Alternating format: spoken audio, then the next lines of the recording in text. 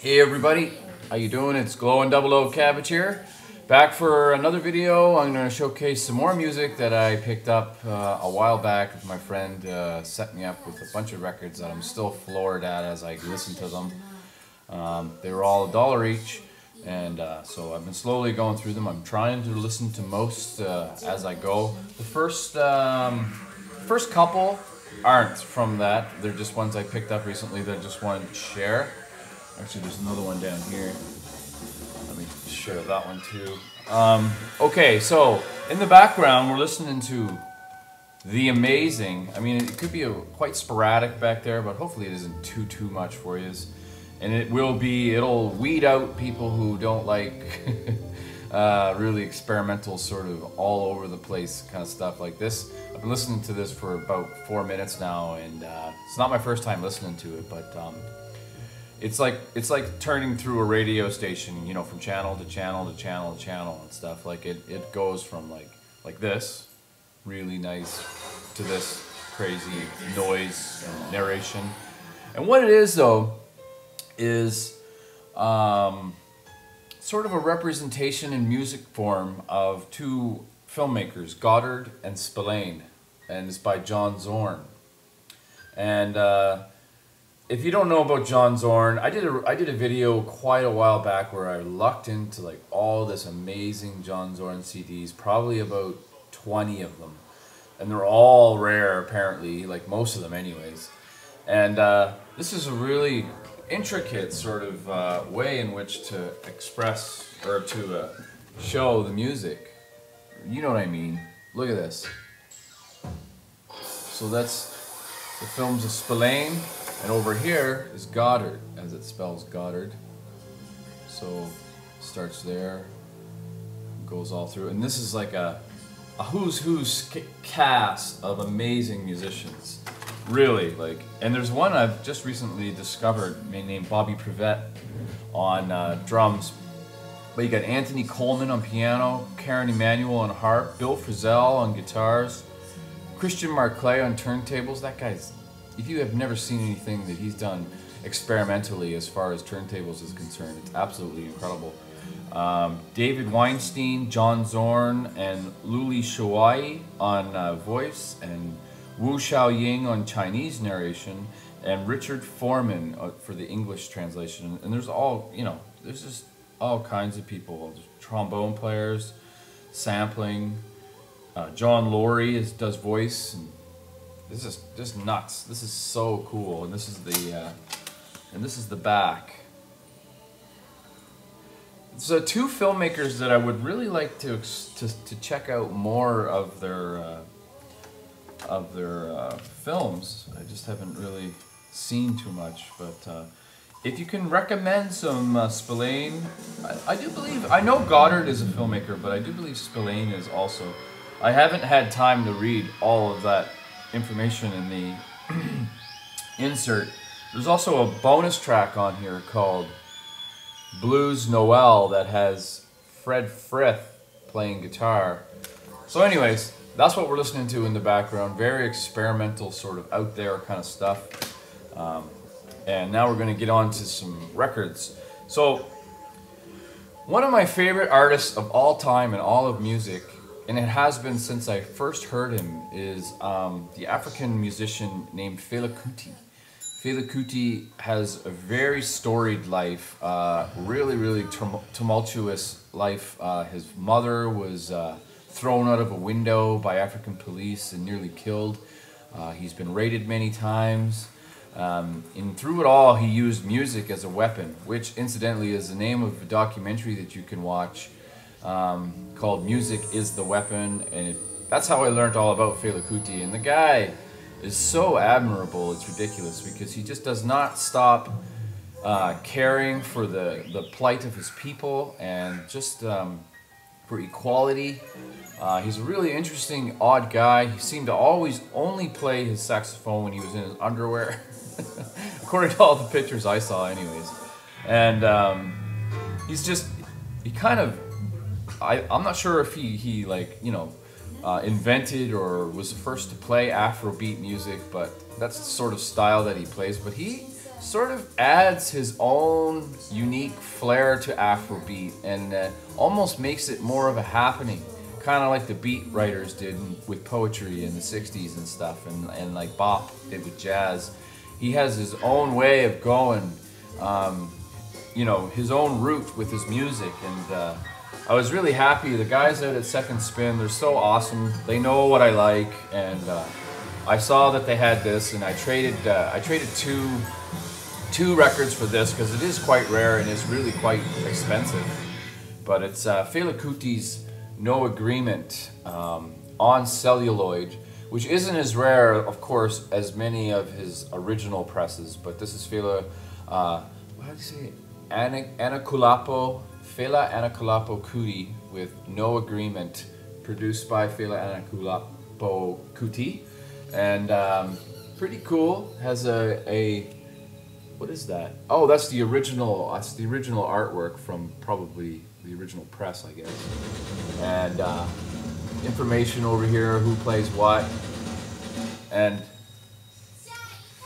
so it also has the original insert with all these other Fela Kuti records that you could buy at the time that are ridiculously expensive now. But these are really long songs. Well, I think there's only one song actually called No Agreement. Oh no, No Agreement and Dog Eat Dog. So this was released in 1985 on celluloid. I just love that artwork there too. But pretty cool stuff. Like, if you don't know Fela Kuti, I highly recommend, even if you don't like his music, if you want to just learn about a very admirable and, you know, just, yeah, a very admirable musician and political sort of activist for his people, check out Music is the Weapon. Amazing, amazing. So, really happy to have that. I would have to say that that's a grail, to be honest. Another sort of record that they had, they were just about to put it out at Second Spin, and I'm like, oh, let me take that home and listen to it, because I knew that Klaus Schulze is very prominent in the krautrock and the electronic krautrock sort of spectrum. But this is his first solo album called Moon Dawn, and I picked this up at Second Spin also. So these weren't in the next one isn't either. So the first three aren't in the $1 fines. This I believe I paid $15 for. But it's really good. And again, nice long songs recorded in 1976. And this is a, what is this?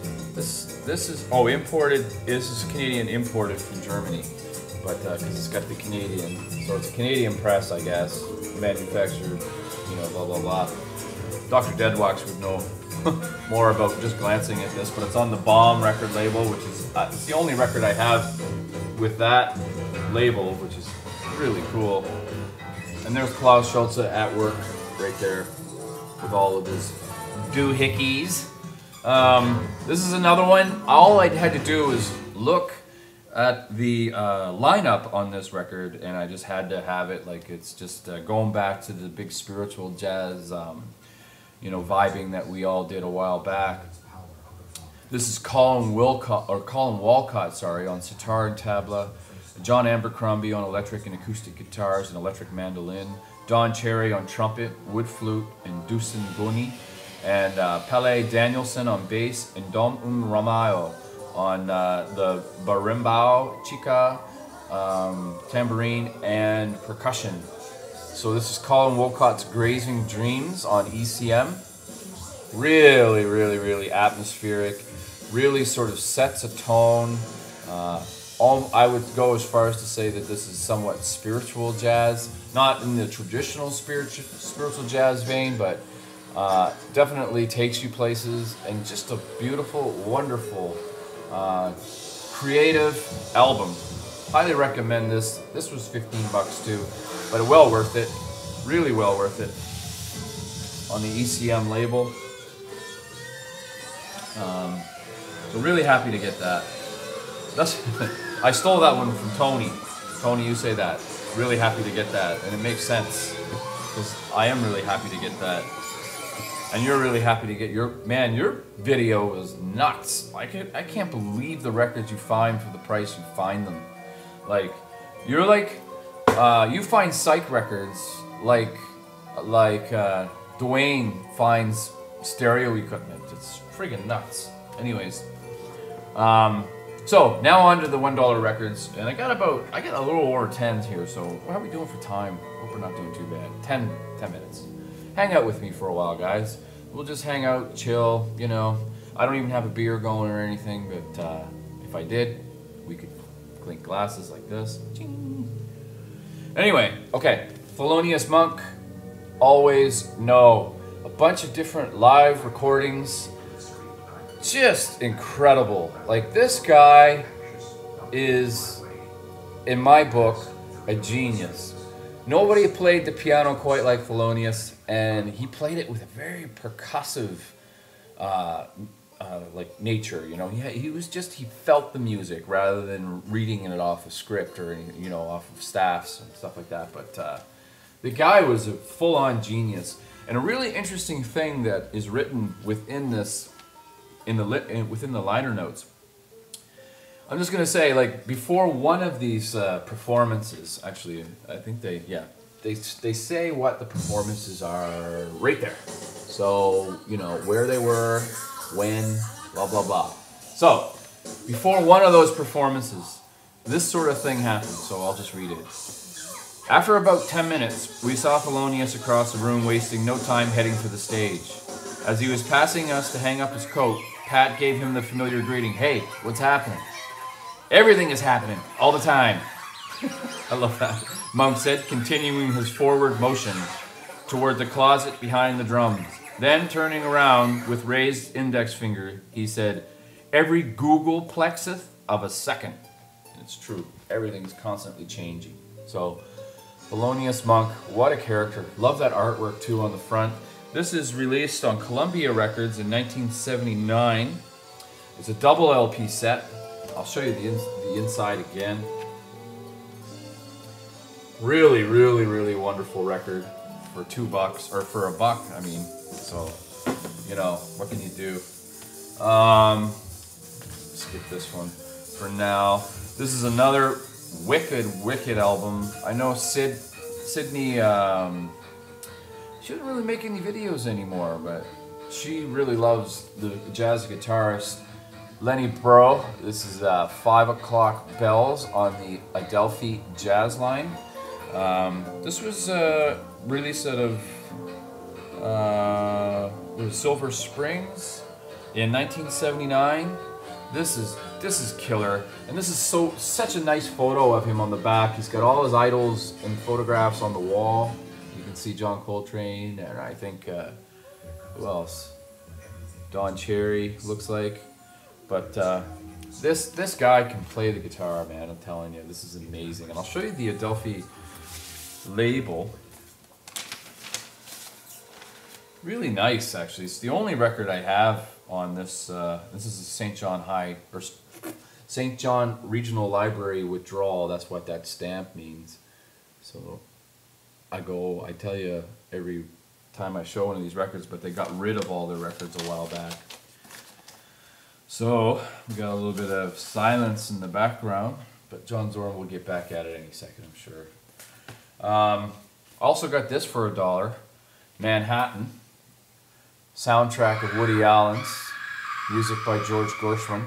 This isn't exactly my style of music, but it's pretty cool nonetheless. It's fun.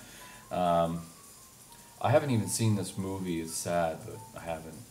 But the whole side is Rhapsody in Blue with just a piano and it's really nicely, it's beautifully played. But this was released in 1979 in United Artists, Columbia, green label. So yeah, there's that. And this is another record that is in the collection that did not cost $1. I paid, I think, $14 for this. This is wicked. This has been at the shop forever, and I always saw it. And I'm like, I wonder what this is like. So I got the boys to put it on at second spin, and this is just killer. It's like Eastern music mixed with funk. It's called Sean Lee's Ping Pong Orchestra World of Funk. It's a double LP, not a gatefold. It was released in 19 Oh no, sorry. It was released in 2011 on Ubiquity Records. So yeah, this is just incredible. I should have had this in the background. This is a little wacky, isn't it? Oh well. Tough titty. So here we go. And I'll show you the Ubiquity label. Kind of boring, but interesting nonetheless. But this is such a good score. I love this record, and this would definitely appeal to Big Star 1000 and Chris Basket, and definitely John Coltrane 68, Stephen 73. You'd probably like this. Steve Judge, you'd really like this. Geez, man, a lot of people would really like this. This is really cool. Also got this for $1. Bruford. I listened to this a couple nights ago. I think it was probably Saturday night when I was just vibing with people on the Facebook page, and feels good to me. It's pretty good. I didn't like the female singing so much. It kind of gave it a little bit more of a sort of a cheesy factor for me, but the music and the way it's played, exquisite, just incredible. Really neat artwork on the back too. I know that's a sort of a detail of the drum that he's hugging here, but this is released on EG Records. Is that right? With the original inner sleeve. This is my only.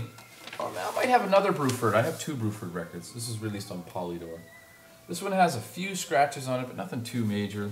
Nothing skipped the needle or anything in it, you know, or the music.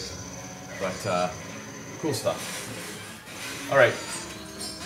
Sorry, another record that I didn't get for $1, but I picked up at second spin. Don Cherry's Moo. First part. I got this after it being raved by someone during the spiritual jazz vibing that we did. May have been Prog and Jazz Man, I'm not sure. I know he really likes Don Cherry. But they also had the second part there for the longest time, but they have since sold it. So somebody already had the first and picked up the second. Now I need the second. So this is on Actuel. Obviously a reissue. There's Don Cherry there. There he is. And yeah, there's the opening. And you've seen the label for Actuel, but this is awesome. This is just, you know, what can you say about Don Cherry? Seriously, the guy was an innovator when it came to jazz. Another innovator. Second record by this artist that I'm featuring in this haul is the Thelonious Monk, genius of modern music, and he really was. There's no two ways about it. This is Blue Note, Volume 1. Released, geez, I don't know. There's no year on the back of this, but it's the blue vinyl, or the blue label, so it's probably 80s sometime. They made it look pretty friggin' old, though, I'll tell you that much. But yeah, you can't go wrong with Thelonious Monk, man. I think that one tune in particular is an absolute masterpiece, is Epistrophe. That's just a killer song. So yeah, Thelonious Monk. Just a few more, guys. Hopefully you're still with me. Times it's 18 minutes in. Got this for $3.99. What a killer album. There's a tune on here, Waiting for Your Taxi. Oh man, that's such a good tune. But it's Ian Dury and the Blockheads, Do It Yourself. A record that had multiple different artworks for the top, for the front of it, different kind of wallpaper style. This is the back. I gotta get that for, yeah, there you go. I got it for $4. Really good pickup for that price. I'm telling you, with the original inner sleeve. A little bit of artwork here. And it's on Stiff Records. Nice blue, sort of. Really cool, actually. I gotta play this again. First time I played this, I was, whoa, man, this is way better than I expected. I have a few other Ian Dury and the Blockheads, but I wasn't sure where this fit in their catalog. But it's just an incredible record. All of these are just incredible, really. More $1 finds.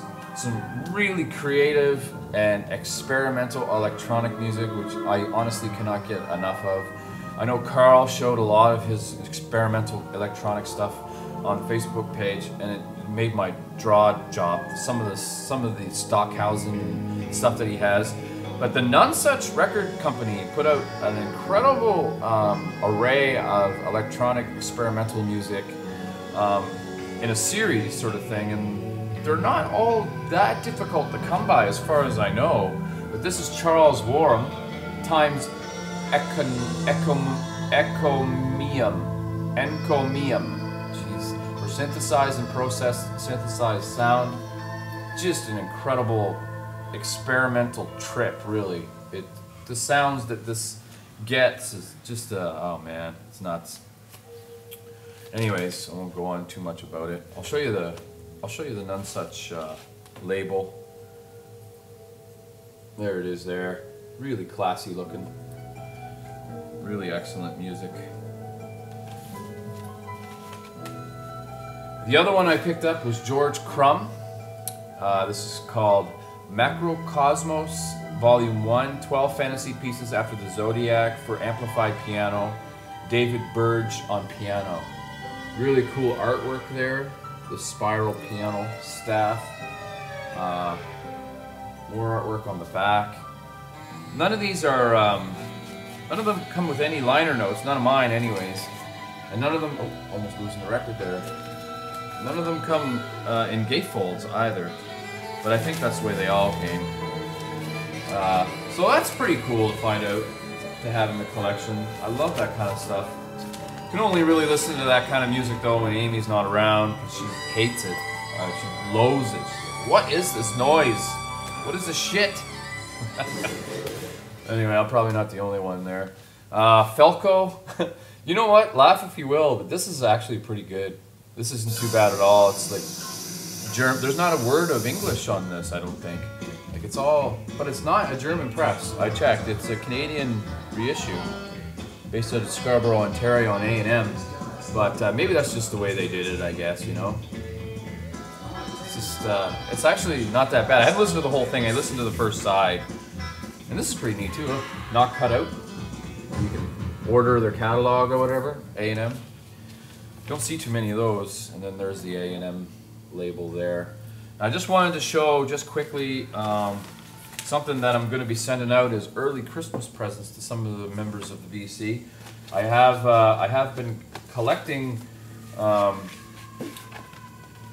addresses and whatnot, and you know who you are, so I'm just going to show you some of the artwork that I've done for the CD. I'm not going to tell you what's in the CD. I'll just show you the artworks. I went through some ratty old Life magazines that have been sitting around forever. I'm like, oh, I'm going to keep those, but I have no idea why, because I don't really read them. I like looking through and seeing the photos, but what I did is I went through and I took, just literally, I just took the size that a CD fits, traced it onto a picture that I thought that would work well, and then I just, you know, cut them to size and then placed them in the CD and made the CD. So these are going out to different people in the vinyl community. There's one. Oh, maybe. Oh yeah, okay. There's one there. There's another. I had fun doing these. They're just sort of like, you just frame them up and whatever works, you know. I think that's confetti at like a I don't know, some kind of a rally of sorts. Is this one? And this one, that's Ezra Pound, the famous Canadian, or sorry, American poet. What's this one? I think I showed them all now. There's more, I just haven't made them yet. So anyway, I just wanted to share that also. And also, right in front of me, New Glass Orchid. Great stuff. I really enjoyed, Mark, your interview on Walnut Street. Really cool stuff. I sent you a message, but I didn't hear back from you yet, but just let me know if you need any photographs and stuff, because you were saying that you can print in better, you know, resolution and stuff, so if I can help you out that way, let me know.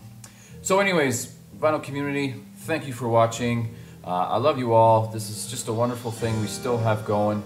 Let's keep it going. Let's keep it fun. Keep let's vibe. I love the vibing. Vibing's where it's at because people just sort of, you know, collectively, you know, vibe. Yeah, let's vibe. Vibe.